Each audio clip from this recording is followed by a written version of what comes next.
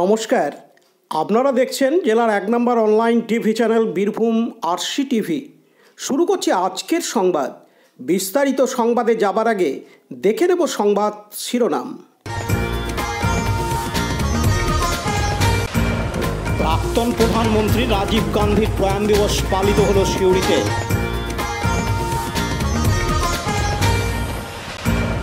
Rampurhat rail স্টেশনের সামনে হকারদের অবস্থান বিক্ষোভ।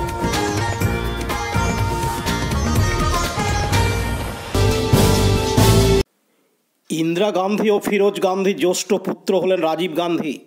1984 সালের 31শে অক্টোবর মায়ের মৃত্যুর দিন মাত্র 40 বছর বয়সে তিনি দেশের কনিষ্ঠতম ষষ্ঠ প্রধানমন্ত্রী হিসেবে কার্যভার গ্রহণ করেন।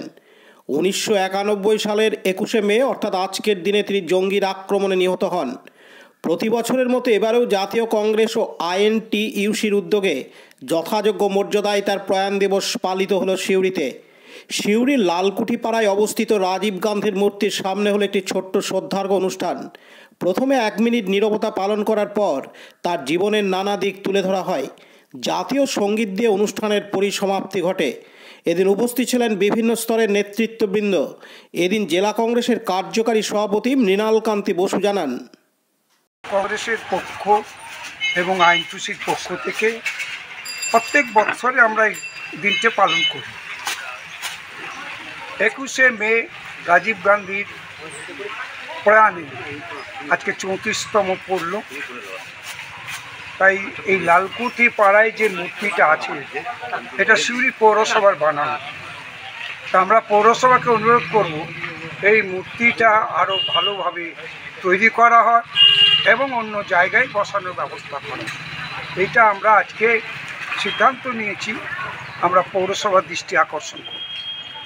তো আজকে আপনারা তো জানেন যে রাজীব গান্ধীর মৃত্যু প্রয়াণে সারা ভারতবর্ষে মানুষ তার কথা মনে রাখে। এই কারণেই তার যে চিন্তা ভাবনা, যুবক সম্প্রদায় যুবতীদেরকে যেভাবে তিনি পরিচালনা করেছিলেন এবং তিনি যেভাবে রাজনৈতিক অধিকার প্রয়োগ করেছিলেন, আমরা সত্যি আমরা মনে করি রাজীব গান্ধী আর কিছু বেঁচে থাকলে ভারতবর্ষের চেহারা পায়।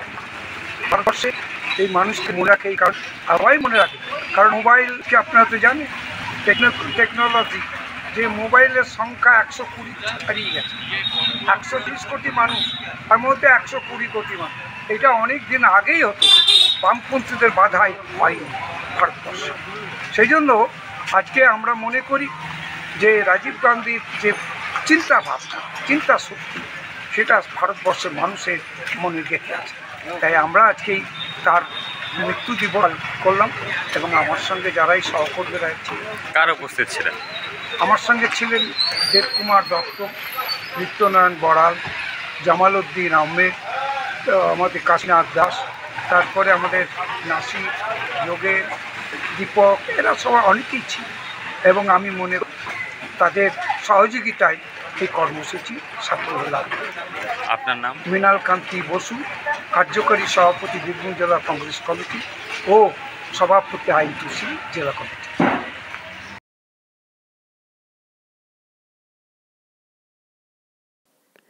পতিত পাবন বৈরাগ্যের রিপোর্ট, বীরভূম আরসি টিভি, সিউড়ি।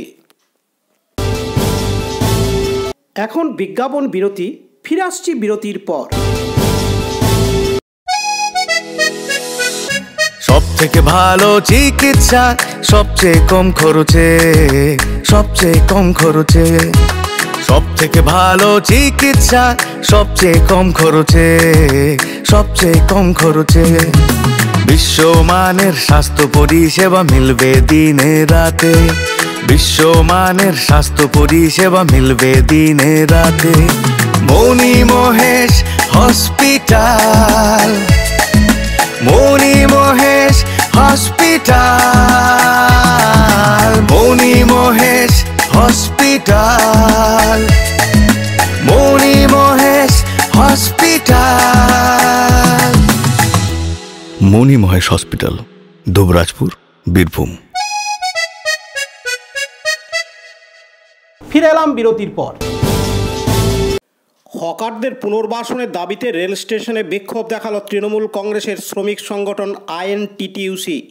ঘটনাটি ঘটেছে বীরভূমের রামপুরহাটে।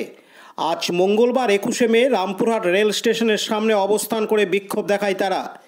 এদিনের বিক্ষোভে সামিল হয়েছিলেন রামপুরহাট রেল স্টেশনের প্রায় 3 শতাধিক রেলের হকাররা। বিক্ষোভকারীদের অভিযোগ, রামপুরহাট রেল স্টেশনে কোনো হকারকে প্রবেশ করতে দেওয়া হচ্ছে না। হকারদের ধরে ফাইন করছে রেল কর্তৃপক্ষ, ফলে রোজগারহীন হয়ে পড়েছে কয়েক হাজার হকার। তারই প্রতিবাদে এবং রামপুরহাট রেল স্টেশনে হকারদের জিনিসপত্র বিক্রি করতে না দেওয়ার পরিপ্রেক্ষিতে তারা বিক্ষোভ দেখায়। পরে রামপুরহাট রেল স্টেশনের ম্যানেজারের কাছে একটি স্মারকলিপি জমা দেন তারা। এদিন তৃণমূল কংগ্রেসের শ্রমিক সংগঠন INTTUC জেলা সভাপতি ত্রিদীপ ভট্টাচার্য জানান, খুব বিচিত্র অবস্থার মধ্যে দিয়ে যাচ্ছি। স্বাধীন ভারতের পর স্বাধীন ভারতে এই প্রথম যে কেন্দ্রের সরকার তারা রেলের উপরে যারা হকারি করে যে গরিব মানুষরা এতদিন ধরে তাদের সংসার রুটি রোজগার চালাচ্ছিলেন, আজকে এই নরেন্দ্র মোদীর আমলে অমৃত ভারত স্টেশন তৈরি করতে গিয়ে সেই গরিব হকারদের রুটি রোজগার শেষ হয়ে গেছে। এক বিচিত্র পরিস্থিতি সারা ভারতবর্ষে। এবং নরেন্দ্র মোদী এর কারণটা হচ্ছে গরিব হকারদের পেটে লাথি মেরে, যাতে করে তারা কোনো খুচরো জিনিস ট্রেনে বিক্রি করতে না পারে। ট্রেনে যা বিক্রি হবে, ট্রেনের যাত্রীরা যা খাবার জিনিস যা কিনবে বা যে কোনো জিনিস কিনবে, সেটা নরেন্দ্র মোদীর আম্বানি আদানি যারা এই টেন্ডারটা পেয়েছে ব্যবসা করার, কি আইসিটি না কি বলে, IRCTC, সেই কোটিপতি মানুষ তারা যে গরিব হকারটা 10 টাকার ঝালমুড়ি বিচ্ছে, যে গরিব হকারটা 10 টাকার লুচির পুরির প্যাকেট বিচ্ছে, যারা 10 টাকার পানীয় জল বিচ্ছে, এই গরিব মানুষগুলো রুটি মেরে IRCTCর যারা কোটিপতি মানুষ যারা টেন্ডার নিয়েছে নরেন্দ্র মোদী এবং তার পার্টিকে কোটি কোটি টাকা চাঁদা দিয়ে বা তাদের ওই ইলেকট্রাল বন্ডে টাকা ভরে তারা এমন ব্যবসা রেলে করতে চাইছে যে গরিব হকারদের উৎখাত করতে চাইছে। এবং এই যে পরিস্থিতির সৃষ্টি হয়েছে, এই পরিস্থিতিতে আমরা INTTUCর পক্ষ থেকে, এটা শুধু রামপুরহাটের প্রবলেম নয়। পাশাপাশি হকার নেতা আব্দুর রেকিব বলেন, ধরে রেল কর্তৃপক্ষ হাওড়া ডিভিশনটা, অনলি ফর হাওড়া ডিভিশনটা, এখানে হকার হকার উঠতে দিচ্ছে না। আমরা জানি যে, প্রত্যেকেই জানি যে 1954 সাল থেকে ভারতবর্ষে হকার প্রথা শুরু হয়েছে। আমরা সেই প্রথা অনুসারে এখনো পর্যন্ত আমাদের হকাররা রুটি রুজির তাগিদে সকাল থেকে রাত পর্যন্ত এই হকারি করে তাদের দিন যাপন করে।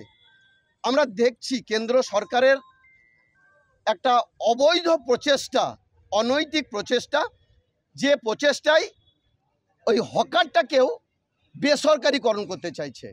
এবং এই বেসরকারের হাতে, যেমন রেলটাকে বেসরকারিকরণ করছে, রেলটাকে বিচে দিচ্ছে, আস্তে আস্তে হকারটাকেও বেসরকারিকরণ করতে চাইছে। এবং 590 টাকা দিয়ে তাদের একটা রেজিস্ট্রেশন দেবে বলেছে, এবং প্রতি মাসে মাসে 500 টাকা করে দিতে হবে। আমরা এর প্রতিবাদ করছি। টাকা লেখ, রেল কর্তৃপক্ষ ডাইরেক্ট টাকা নেক, এবং রেল কর্তৃপক্ষই তাদের লাইসেন্স দেখ, এবং রেল কর্তৃপক্ষ সরাসরিভাবে টাকা নেক।